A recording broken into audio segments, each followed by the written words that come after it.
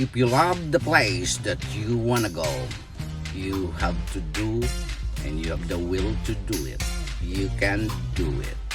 So this time, I'm gonna share this experience going to the Jalaur Dam, and right now the situation, it has a bumpy road. It's not really a paved road right now because the dam is still under construction, meaning the road is not paved yet, and there are some areas that we still have to do or complete the work. The road is not paved yet, and there's some more areas that need to be improved, and the irrigation is not totally completed yet. So our journey is going to the dam because our assumption, the dam is completed already, and I've seen a lot of videos from other people that they already started filling it up. So this is the way. This is one of our journey together with our friends Bones and Barbs Mularte that eager wants to see it. But as you can see on the road, it's still a lot of gravel and sand. I'm really excited to see what's going on because I work in construction industry, and at this time we're passing to the Batsing plant, where this is the place they make their concrete mix, and we have advised that we have to see the security guard if they will allow us going through the dam up the mountainside. Well, it's a gloomy day. You know, on the mountainside of Iloilo, during afternoon, when I was there, every afternoon it rains, so we are very careful and we always check the weather if it rains. But naturally, it will rain for sure today, but we are taking a chance since we have a little bit of time.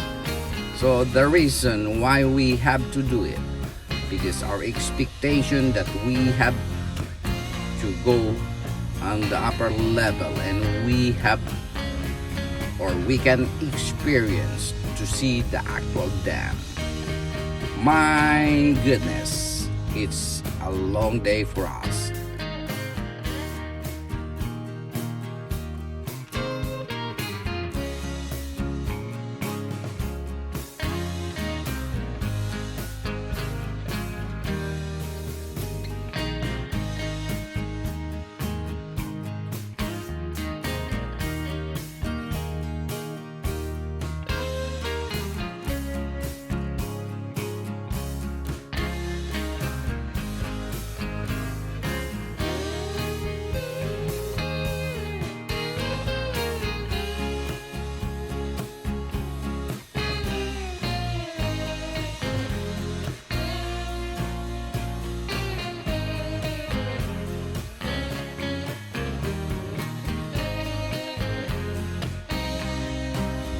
We are not allowed to go on the top of the Jalaur Dam because the security guard with guns of sure, with guns, and they are not allowing us to go all the way to the top of the Jalaur River, even though it's already been inaugurated. But it is what it is. If you don't want us to go up, we have to go on the other side. Just check it out if the water level is going up already, and somebody told us that they are filling the dam already. So we're passing again this bumpy road, and we have to drive around wherever that location that we can see the mountain that is being submerged because of the installation or the construction of this dam. Maybe someday it will be improved. And this is now the place.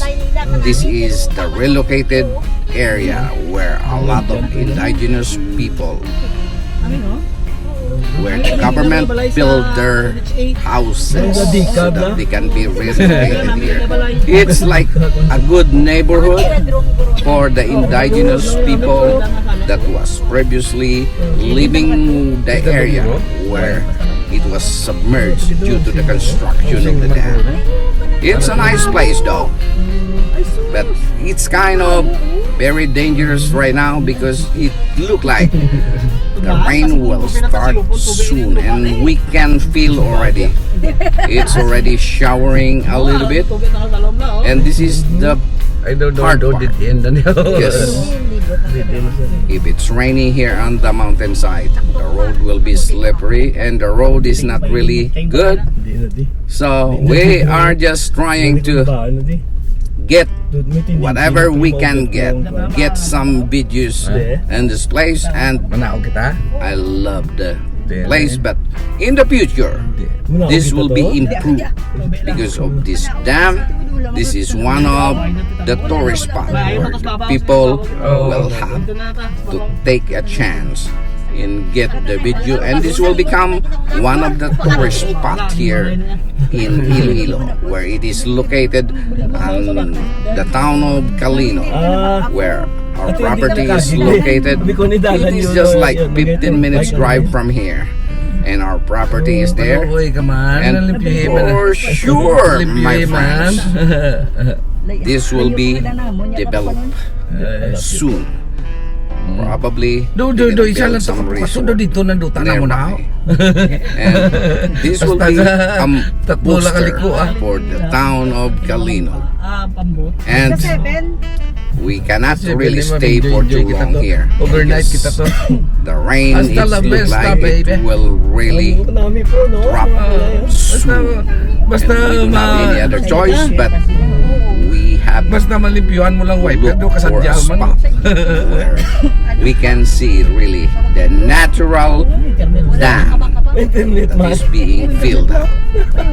What a very good experience in driving here, but you know, I have only a limited time because I have to go back, and they have a good house, and there's a lot of people occupying the houses already, where you can see those Ay, may makita ko. in some of the news that is being presented by the big companies, and they have a paved road already. Right now it's not totally 100% paved road.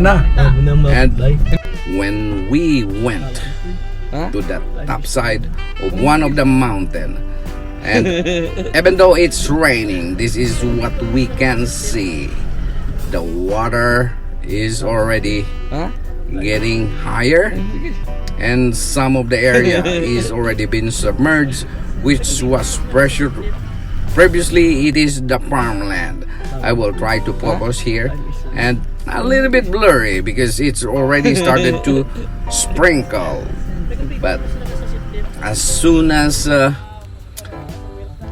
water filled up, this will be a good thing, and we don't have any other choice but to go down, and we have to look for the native rice where we can find and buy a little bit cheaper in comparison to the price in the market.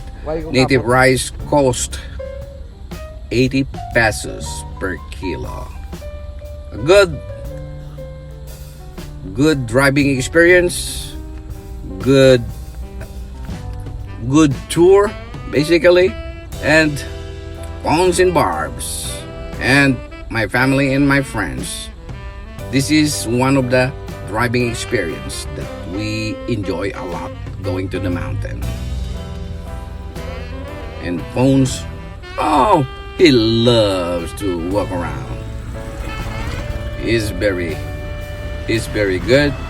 And going down while we are waiting for our rice to be waiting, and this is how the road is looking, and the actual site where it goes to the mountainside. It's a nice day for each and everyone. Anyway, every time we see something that is being presented or somebody's selling on the road, we stop by, eat it. Like barbecue or banana barbecue on the road, we just buy it. Alright, credit to the picture for the Nia Jalaur website. And that's all I can say. We didn't go all the way up, but this is all I can share. Thank you for watching.